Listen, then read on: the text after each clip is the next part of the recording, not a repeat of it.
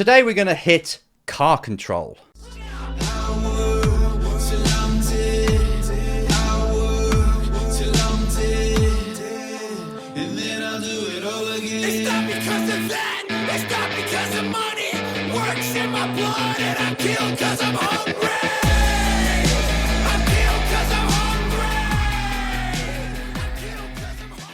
Hi everyone, Enzo here. Welcome to episode 7 of series 2 of the Race Driver Coach Show. And what did you think of the new intro?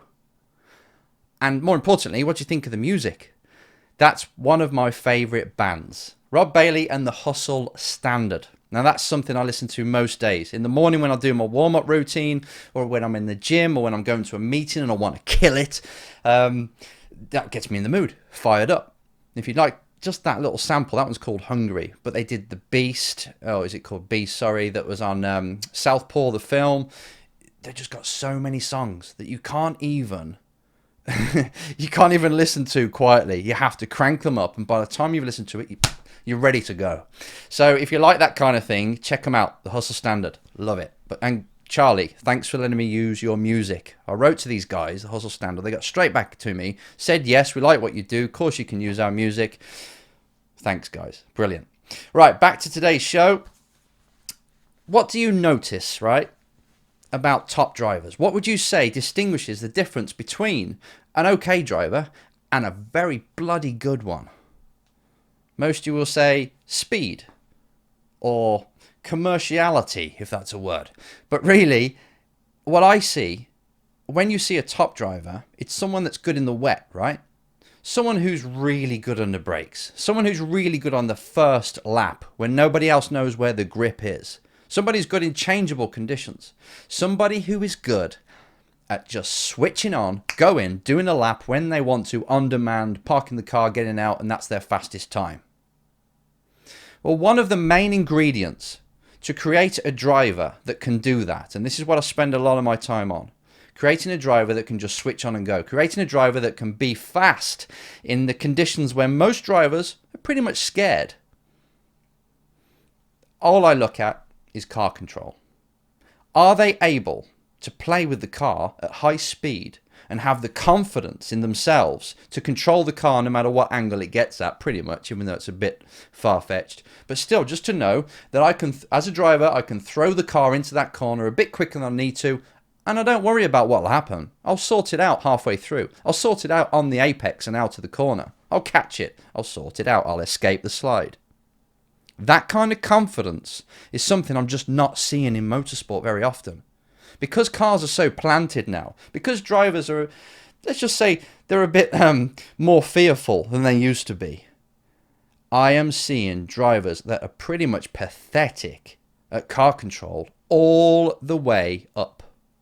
And here's an example. Here is the question that inspired this very episode. Hi Enzo, I'm racing Formula cars at a high level, yet I've never really spent much time on outright car control. Is that important in these cars? Jan. Now I've changed the name, but Jan, thank you so much for being so honest. Now this is a driver that's right at the top. I mean right at the top, and they've asked me this. And it was a text message. It wasn't an email or anything like that through it. They just know me and they said, is it really important? Is it something I should improve on? Hell yes. And I've already told you this, but I want to tell this to everybody out there watching. If you're not really comfortable with a car being pretty much out of control, but yet you're still kind of in control, then you're not really a race driver. You're not really a race driver. Yet when I go to the circuit, I can see so many drivers that are not very good in the wet. And you know this. You can watch F1 and there'll be 1, maybe 2, maybe 3 drivers that are really good in the wet, when everybody else is kind of mediocre. You'll get 1 driver, or 2, that are very good on the first lap, like an Alonso. Because again, they are comfortable at being at their best, even though the car, the tyres, are not at their best. They're not giving them the grip, because they know they're going to sort it out. They're good through fast corners. They're good at overtaking on the limit and throwing the car in very dicey situations. They're not thinking about, oh, what if I crash?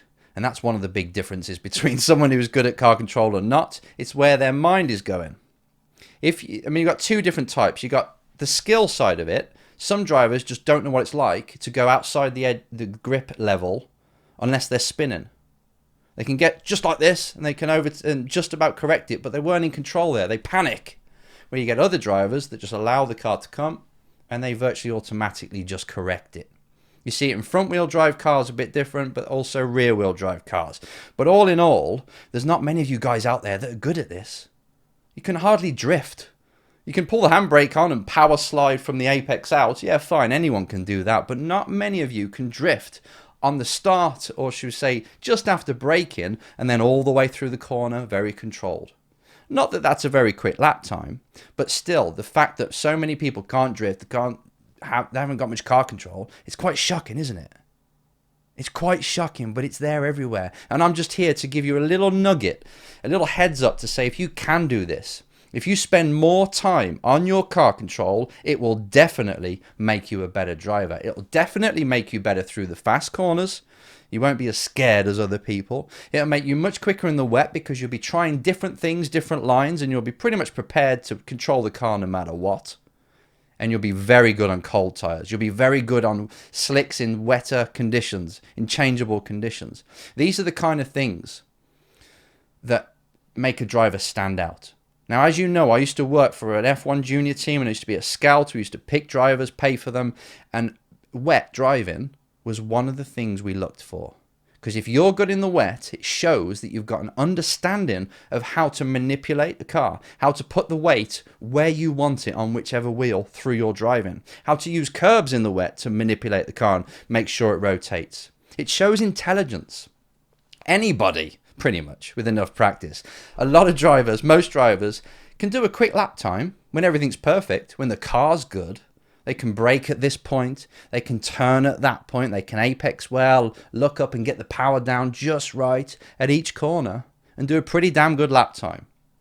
But then if the car isn't handling so well, if the the conditions are a little bit sketchy, you can see they're on their back foot. They're not happy anymore. The lap time's not coming very well. They're stressing themselves, they're overthinking, they're making mistakes, their confidence is knocked.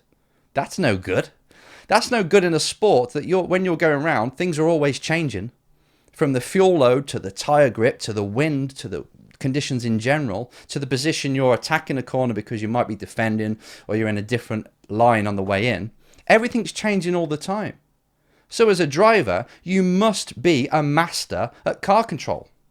Take a look at these videos. Now, apologise if you listen to this on the podcast, but now I'm showing you, this is Plato going through a corner at Rockingham. Watch how he controls it. Now, he puts a lot of steering in, but actually it's front wheel drive. The most important thing for a front wheel drive is just to floor it. If you lose the rear end, all you do is put that power on. And then you start to release it a bit as the car straightens up. It's pretty simple. Yet a lot of people, as soon as they get tagged in a front wheel drive car, they freak out, they overcorrect, and they fire it off the other way. When all you've got to do, actually, you don't even need to steer that much. You can just initially steer and keep the wheel straight. And if you're flat out on the power, the car will still square back up. Drivers don't know this. Well, they do, but it takes so long to learn it. And even then, when they learn that, when it comes to the actual situation, they're still rubbish. They still overcorrect and they start tank slapping up the road. It's shocking. At high level again. I want you to spend time. Anyway, before I carry on, look at this dude. Alonso now does a quick save. And again at Brazil, this is Verstappen. Now he's saving a big drift here. But still, he keeps very calm. He knows what to do. He catches the car. Now, these F1 cars, when they go sideways, they are virtually impossible to save. But still, if you keep your wits about you, you keep your vision where you want to go, not where you don't want to go, because you'll hit that lamppost, as the metaphor goes. But if you keep it where you want to go, and you then use your controls to get that car back there, and you stay calm, you're going to do it. But a lot of drivers don't. They look at the thing they don't want to do, they freeze, and the car then takes control. Car control, you need it. I mean, look at Travis Pastrana. This is someone who can manipulate a bike, a motocross bike, and put it at pretty much any angle he wants. When he's bloody 50 foot in the air, he can do double black flips. He can do pretty much anything. And this helped him on the track. He was amazing at Supercross because he knew that machine was part of him. And that's what I always say to a driver. Your car has got to feel like it fits you like a glove. You know every bit of it. You feel comfortable. You're tight in it. No matter what vibration it gives you, you know what it's telling you. You communicate. You're the one that tells it what to do in the corner, not the other way around. You're not reactive and responding to things it does. You're actually pretty much predicting what it's going to do in the next few seconds by the way you turn it, by the way you pitch it into the corner. You know everything about it. Now, it's really important you get to that level. Single-seaters, front-wheel drive, rally car, whatever it is you're driving, make sure you spend the time. You do some test days on a circuit that's got plenty of runoff, but you spend the time learning that car on the limit when the grip's not good. And now you know the story of Senna. He wasn't very good in the wet, believe it or not, when he was young. But then he spent time in a kart. Every single time it rained, he was on that kart, learning until he got it down. And then it became a super strength. Then it became, as soon as it rains, I'm the best. As soon as it rains, I switched on and I'm actually even better than everyone else. Even more than I was before. Because I've got confidence when it's like that. Where everyone else is bricking themselves. So it's just time. It's just dedication. So yes, Jan, make sure, priority number one, these following months, I know you sent me this question some time ago, but these following months, make sure you do some car control practice.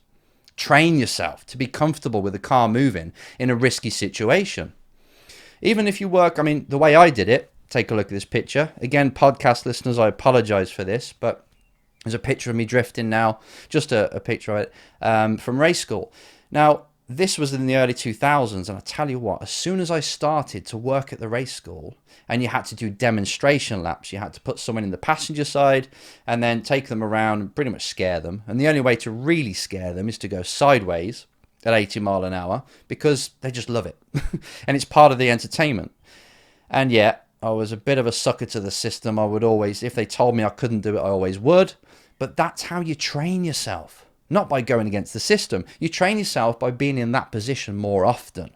So if you can work for a race school and do some passenger rides, brilliant, because you start to learn.